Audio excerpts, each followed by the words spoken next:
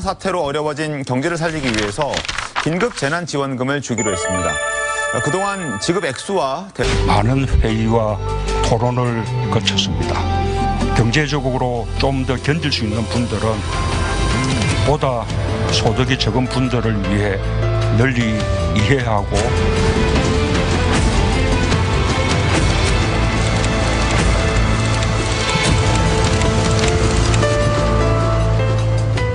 라는 안으로 기운 이유가 궁금합니다. 자, 윤 교수님 오랜만에 나오셨는데 문 대통령의 결단인가요? 아니면 어떻게 좀 이게 먼저 구조 가까운 예산이 필요한 사업이기 때문에 네. 전적으로 대통령의 결단이라고 봐야 되겠죠. 네. 그러니까 이런 정도 예산이 들어가는 이제 정책 사안을 이제 처리할 때 보면 네. 전통적으로 이제 재정 건전성을 우려하는 정통 관료 네. 출신들과 또 이제 지급 대상 확대를 요구하는 정치권의 요구 이런 것이 이제 충돌될 수밖에 없는 상황인데 지금 딱 그런 상황인 것 같습니다. 그렇죠. 그런데 이제 지금 이제 대통령 국정 지지율이 좀 높고 네. 또 뭐 총선을 앞둔 이제 선거를 앞둔 시기이기 때문에 정치권이 좀 우위에 설 수밖에 없는 구조다.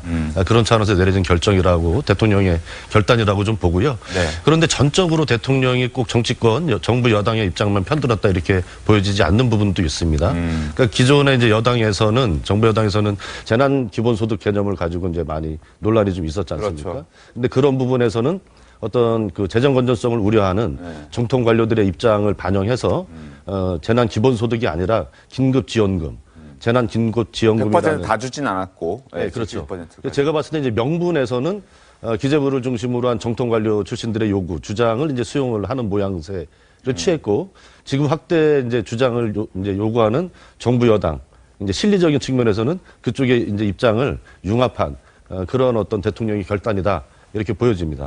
알겠습니다. 그리고 지금 또 논란이 되는 것은 윤 교수님.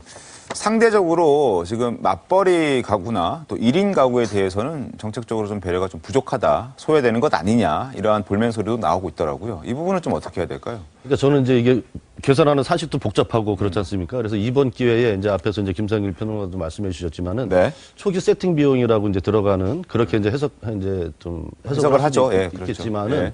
그래서 이제 기본적으로 정치권에서 이런 상황을 대비한 어떤 총론적인 합의가 필요하다고 생각을 해요.